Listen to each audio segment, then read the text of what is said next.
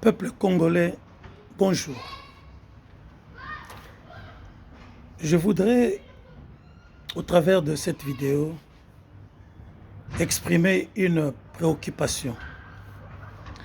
Une préoccupation qui, si on n'y prend pas garde, risque d'embraser notre pays, notre peuple.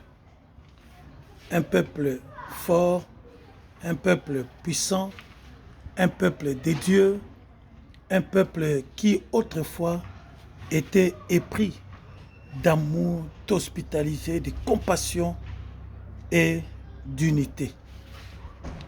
Mais aujourd'hui, ce peuple-là est plus que jamais divisé, plus que jamais dévasté. Par quoi? Je n'en sais rien. Mais il y a une chose qui est vraie. La Bible nous dit, dans Marc chapitre 3, au verset 24, que un royaume divisé contre lui-même ne peut subsister. Un royaume divisé contre lui-même ne peut subsister. D'abord, ce royaume ne peut pas subsister de l'intérieur parce que il va se bouffer, il va se détruire entre ses propres fils et ses propres filles, mais également de l'extérieur parce que l'ennemi va jouer sur la division interne pour pouvoir nous diviser davantage et nous piller et nous faire disparaître.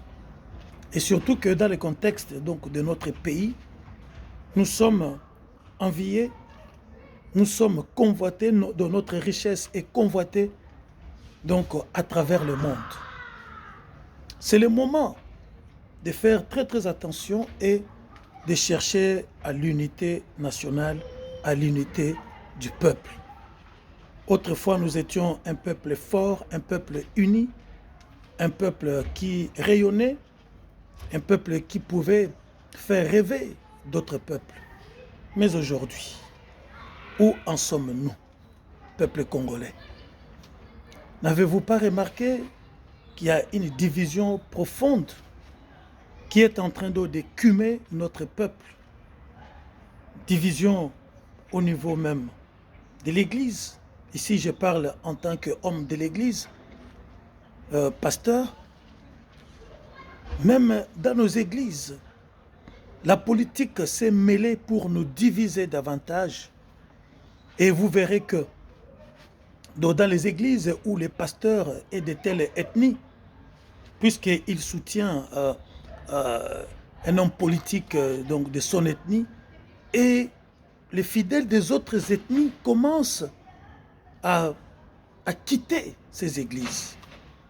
Pourquoi? Parce que même le message qui se donne au niveau de l'église est maintenant politisé. Waouh! Où allons-nous? Dieu ne se trompe jamais. Un royaume divisé contre lui-même ne peut subsister. Nous disons que nous sommes un peuple. Mais un peuple n'est qu'un peuple lorsqu'il est uni, lorsqu'il parle un même langage. Je ne parle pas ici d'une même langue, je parle d'un même langage. Aujourd'hui, le langage des Congolais est aujourd'hui devenu divers. On ne parle plus le même langage. On ne regarde plus dans la même direction. On n'a plus le même idéal. Chacun va donc de ses idées, de ses intentions, de ses rêves. On n'a plus un rêve commun. On n'a plus un idéal commun, bien-aimés. Aujourd'hui, nous sommes plus que jamais divisés. Les troubles qu'on voit chez nous, bien-aimés, on ne les voyait pas autrefois.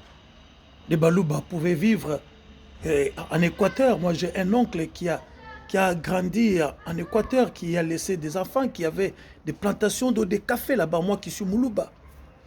Mais aujourd'hui, bien-aimés, un Moulouba n'est presque plus le bienvenu dans d'autres contrées. Un Mungala n'est presque plus venu dans d'autres contrées. Un Mouyaka n'est presque plus le bienvenu dans d'autres contrées. Où allons-nous, bien-aimés? Où allons-nous, peuple congolais? Où allons-nous, si j'ose dire, peuple zaïrois?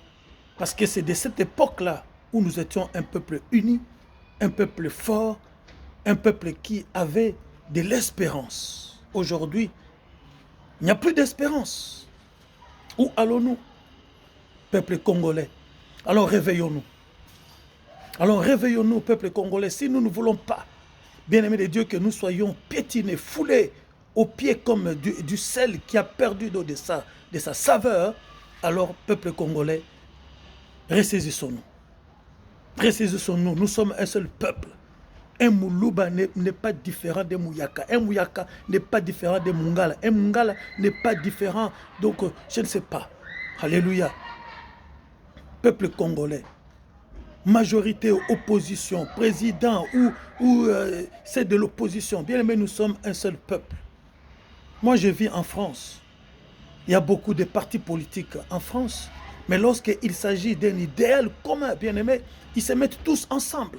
Front National, LR, peu importe, parti de gauche ou de droite.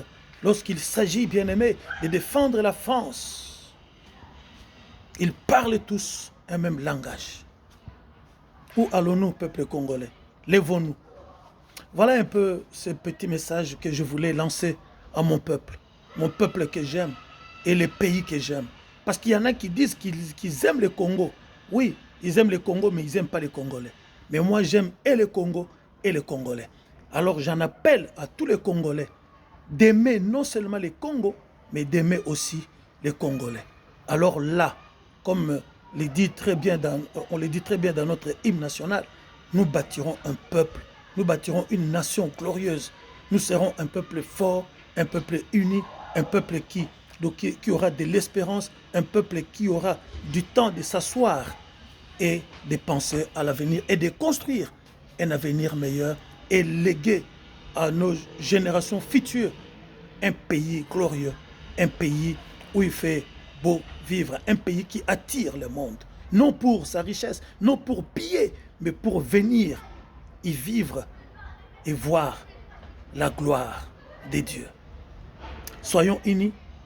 Voilà les messages que je voulais passer. Parce que ces messages-là, on l'entend presque plus dans la bouche donc, de nos politiques. On l'entend plus dans la bouche des pasteurs. Alors que nous, pasteurs, c'est nous qui sommes appelés à unir le peuple, à lancer un message donc d'unité, d'amour. Parce que Dieu est amour. Un peuple, bien aimé, n'est qu'un peuple si il vit dans l'amour, dans l'unité, dans la concorde. Que Dieu nous bénisse.